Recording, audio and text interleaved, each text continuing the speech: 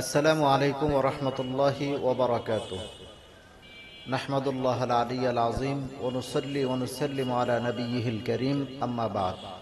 দূর ও কাছে, দেশে ও প্রবাসে যে যেখান থেকে আমাদের এই ভিডিওটি দেখছেন, সকলকে জানাচ্ছি আন্তরিক প্রীতি ও শুভেচ্ছা।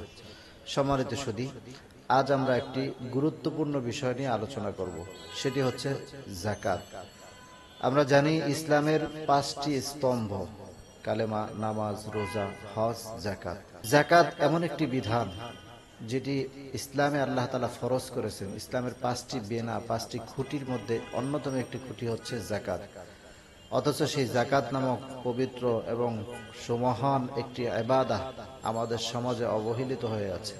আমরা যারা সম্পদশালী, আমরা যাকাতের নামে আজ টাল বাহানা শুরু করে দিয়েছি। আমরা যাকাত প্রদানের নামে কিছু লুঙ্গি এবং কিছু শাড়ি প্রদান করে আমরা এর থেকে দায় মুক্ত হওয়ার চেষ্টা করতেছি। আসলে কি তাই? মহান আল্লাহ রাব্বুল আলামিন কেন এই যাকাতকে ফরজ করেছেন? নবী করিম সাল্লাল্লাহু আলাইহি ওয়াসাল্লাম ইরশাদ করেন, আয-যাকাতু কানতারাতুল লাহুম।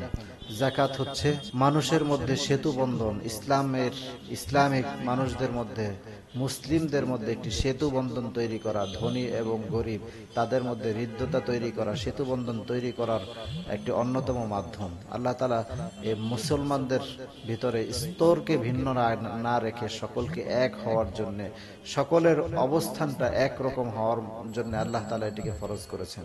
আমরা জানি যাকাত শব্দের অর্থ হলো পবিত্রতা অর্জন করা, পরিশোধিত করা।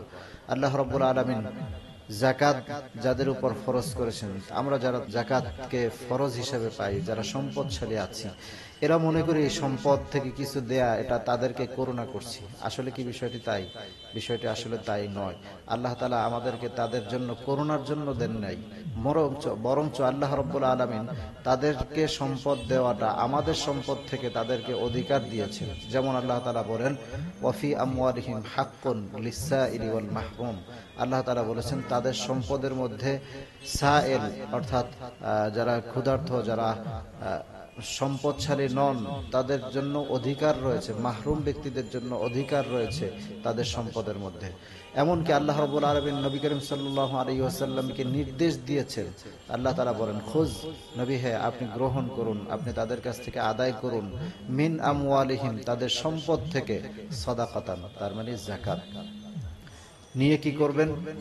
তুতাহিরুহুম ওয়া তুযাক্কিহিম বিহা, আপনি তাদেরকে পবিত্র করবেন, ওয়া তুযাক্কিহিম বিহা, এবং তাদেরকে পরিশোধিত করবেন। সুতরাং আজ আমরা বুঝতে পারলাম যাকাত প্রদান করলে কখনোই সম্পদ কমবে না, বরঞ্চ এই সম্পদের বরকত আল্লাহ রাব্বুল আলামিন অনেক অনেক গুণে বৃদ্ধি করে দিবেন।